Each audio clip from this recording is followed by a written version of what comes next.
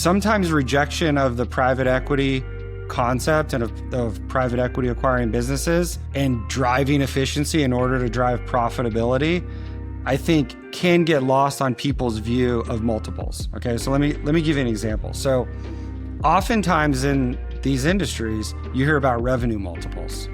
Am I right? Like, do you hear, I hear about revenue multiples all the time. Revenue and EBITDA. Most people talk about EBITDA multiples, but those are the two numbers that everyone talks about. Yep. And sometimes though, people get trapped into revenue multiples. Yeah, where they're like, definitely. hey, I heard you could sell your business for 2 times revenue or 3 times revenue, right? Whereas like kind of the old school mentality was like 1 times revenue, if that, right? Depending on it. And so I think when people focus too much, I'm glad to hear that you're hearing, at least an equal balance between revenue and EBITDA, because if people focus too much on revenue multiples, then they lose the focus on profitability. Okay. So I'll give you a bit of a quantitative example here. So let's say someone thinks 3 times revenue is what they have heard other people are selling their business for. And that's happening, right? That's happening in certain instances. Especially in home services. Exactly. So let's say you're a company that does $100 in revenue. Okay. And you think you can get 3 times revenue. That's $300, right? And then we continue the conversation and we say, okay, well, what are your margins? And they're like 10%. Okay. So you have $10 in profitability and you think you're going to get $300 in an acquisition or 30 times EBITDA because you were relying too much on revenue multiples that you've heard about and you weren't focused on driving the profitability of your business. Okay. Like we know that that's not happening. Okay. You're not getting 30 times EBITDA, right? Versus the other business who might have, let's say, there's some fertilizer and weed control businesses that have 30% margins, right? Yep. And so in that instance, 3 times revenue does make sense because that business is doing $100 in revenue, is doing $30 in profit. So that's a 10 times EBITDA multiple. And I think understanding those relationships between revenue multiples, EBITDA multiples, and profitability is extremely important and should be studied closely. And that's kind of what we do in this possible paths analysis to understand those scenarios and how all of these multiples and profitability relate to one another. Yeah. I think that's so well said because a lot of people do focus on top line revenue. It's kind of the question of the week in Phoenix last week. Everyone's like, what's your revenue?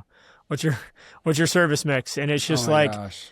Does it even matter? I mean, we're here to make money.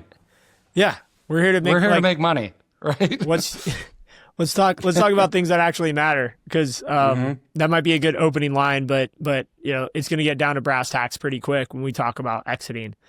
And on that note, let's talk about that a little bit. I mean, when we talk about valuations, no one likes to talk about valuations too much. And I don't want to pigeonhole us into an area, but when we're talking about valuations, how important are revenue year-over-year organic revenue growth when you go to sell? How important is your employee turnover aspect or client turnover? And this gets a little bit into a conversation that we don't need to go too far down. I just want to skim the surface of this. But when you're talking to owners who are definitely thinking of a sell in mind and they're wanting to optimize their business for the ultimate valuation and build a business that is, like we're saying, scalable and sellable, what are some of those areas that you would recommend focusing on, whether it's in the last few years or it's going back the last 20 years that you've seen that just good, strong businesses have these fundamental things in place? That's a really good question. I think the first thing that comes to mind is that regardless of what you're doing in these last year, the last 12 months, the last 24 months, you're not going to fool anybody. Okay. They're going to look back at the operating history of your company and analyze, just like I did with public companies years ago.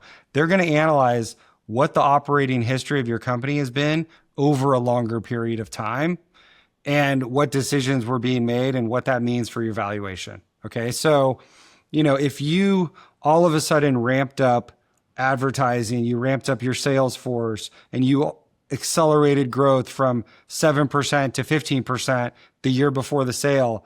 And because you cut costs elsewhere in your business, you're able to maintain profitability. They're going to be able to see through that. Okay. Yeah. What they want to know are what are the sustainable levels of profitability and growth based on your business model and your business strategies. Okay. And then how does that compare to the industry? And how does that then compare to the broader economy? And that's going to really inform what they're willing to pay for your business. Okay.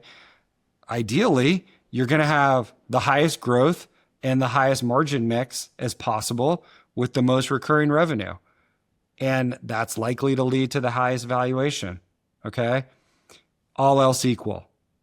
But it's going to be a mosaic. Valuation is a mosaic of many different variables: growth, margins, underlying return on the capital investments that you're making is another, recurring revenue, high retention. All of these factors are key attributes to a business that's going to get a premium valuation, as well as size. We didn't talk about size, but clearly a business that's doing, 20 plus million is going to get a more premium valuation. That's one that's doing 2 million. Yeah. And I think what I'm hearing through that whole thing is don't wait for the last year to run a strong, healthy, profitable business. Great takeaway. Yep. Get after it today. No better time than tomorrow to start working on this.